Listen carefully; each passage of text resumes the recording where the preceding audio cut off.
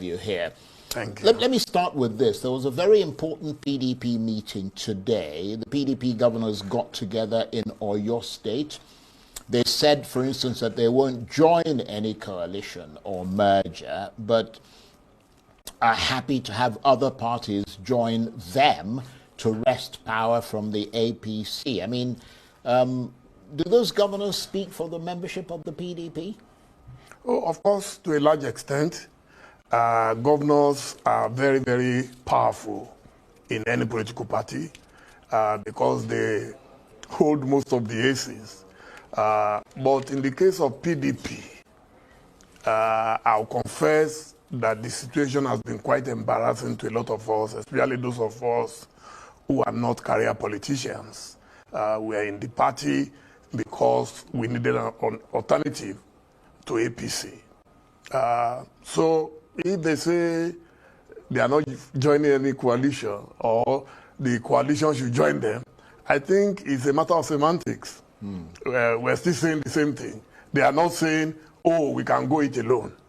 I don't think any party, whether PDP, Labour Party, ABGA, or any of the major opposition parties can go it alone against a formidable ally like APC or a very, very, very determined Bola Ahmed Tinubu, who is already president. Even when he was not president, we faced a lot of fire. And now when you have a Tinubu and some Wike on one side, then it means that you have to be battle ready. You have to assemble all your weapons and be ready for the battle ahead, because 2027 is going to be like a World Cup. Indeed. And you need your best players. Absolutely. And of course, when one thinks about the crisis in the PDP, the simmering crisis, and the belief of many in the party that some of your own members are working against the PDP, I mean, that must be a cause of concern for somebody like yourself. I mean, who and whether or not how much that might play into the mix. Well, there are several ways of looking at it. The first is that you can't blame some of those who are working with Tinubu.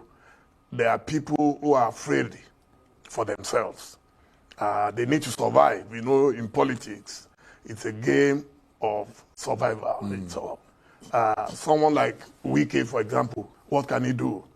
Without Tinubu, he would have become a nobody instantly. And Tinubu has given him so much power. So to whom much is given, much is expected. So I'm not surprised that he will swim or sink with Tinubu. He has no other option. And then his ambition is as voluptuous, as voluble as that of Tinubu. But unfortunately, he has to keep his ambition in abeyance, pending the time there will be an opening. And that might be like waiting for Godot, Samuel Becker is waiting for Godot. Right. So you have others, the governors, who are being threatened, underground. They are being threatened. If you don't support Tinubu, especially those who want the second term, that you are going to lose second term. So the strategy this time is different from just get INEC, grab power and run with it. This time they are going to need to build more prisons. They are going to need to use force to coerce people into accepting the party. I don't think they are even looking at election. I think they are looking at a different strategy, that if possible, acquire as many states as possible in arrears and in advance. That's a very interesting